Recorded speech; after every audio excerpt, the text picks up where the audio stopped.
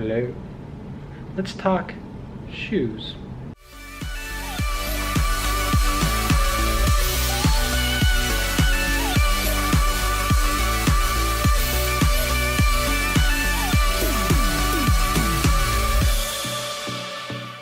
Hello there, peoples. So, I'm gonna let you in on why you guys should always go into your local running store to get fit for shoes by an expert. But first of all, I'm gonna commend myself on the fact that my face is not in this video. So y'all don't have to look at something ugly for the next 6, 7, or 8 minutes. However, I'm gonna apologize for the fact that Nicole's face is not in this video, because you won't be able to look at her face for the next 6, 7, or 8 minutes. But let's get to it. First of all, there are always 3 categories to running shoes, sort of.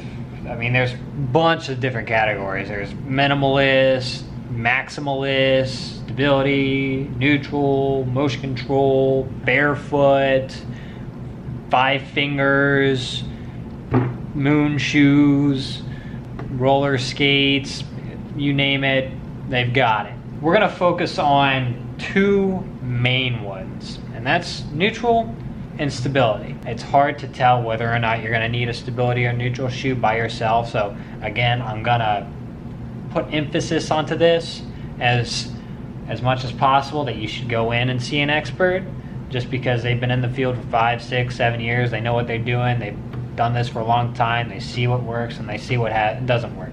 The 2 different categories that we're talking about today is stability and motion, stability and neutral. Stability and neutral. That's what we're talking about, stability and neutral. There are 2 things that happens to a foot. 2 major things that happens to a foot. There's plenty of stuff that happens to a foot, obviously. But 2 major things are pronation and collapsing. Pronation is when the ankle turns to the inside.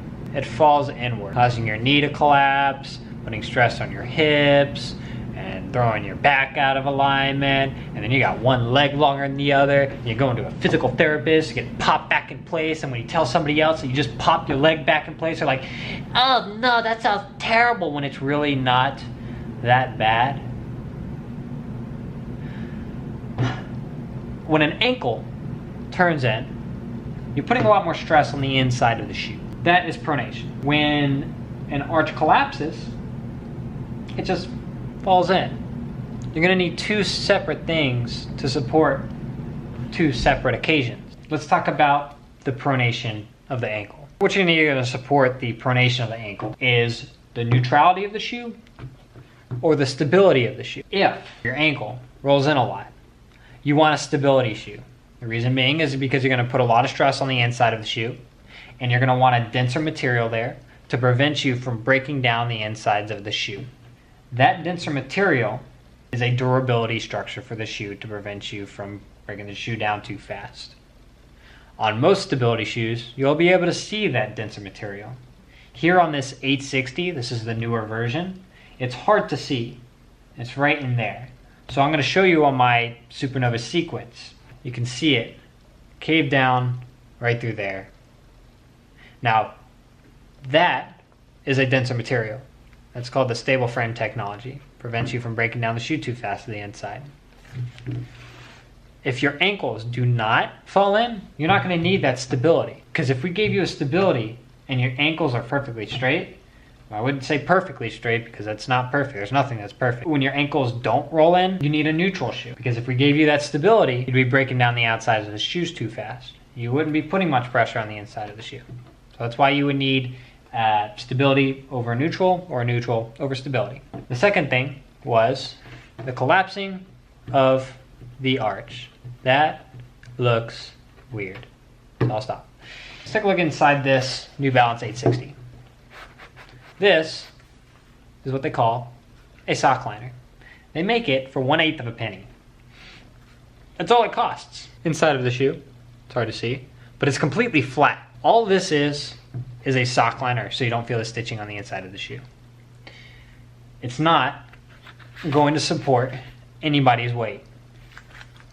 And the fact that the inside of this shoe is completely flat, how is it possible that it's going to support a 3-dimensional foot? So that is where this guy comes in. This is an insert. It's an orthotic, and if you go to a podiatrist or a doctor, they're always going to recommend one. And it is a recommendation. Not a huge necessity, but a really, really, really good injury prevention tool and good comforting tool. So let's say your arch is collapsing. Put something underneath the arch to prevent it from collapsing. Now, a lot of people are going to say, well, the collapsing of the arch, that's a natural process. You need that so it causes shock absorption for the body. Yes, it does. But when we're running on grass and cushion material, but we have sidewalks and roads that are firm, so that collapsing of the arch is not going to do anything for you. That's why they created shoes. That's why they created shoes with cushioning in them for the shock absorption for the body. If I take this guy, original sock liner, put it up against this Superfeet, that's the name of this sock liner here, or this insert here, you can see I can completely flatten that out like a little pancake. However, this guy is not going to collapse.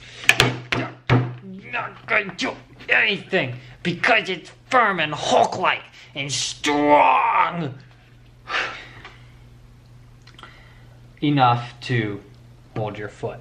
When you're going out for a run and turn, it'll hold your ankle a little bit better, hold your knee a little bit better, hold your hips a little bit better, so then your leg isn't longer than the other one in some cases. I've been in this field for about 7 years now. I've seen plenty of people with plenty of different injuries coming to me to help reduce as much stress in the problem areas as possible. Put all the stress on the experts. As opposed to trying to find something online for 50 bucks, it could come in and you could find out it's the worst shoe you've ever worn in your life. The experts know what they're doing. A lot more than someone who's only been researching it for a couple weeks. They've been working there for 5, 6, 7, some people even close to 30 or 40 years. However, that's only my opinion. Take with it what you will, but we'll see you in the next video.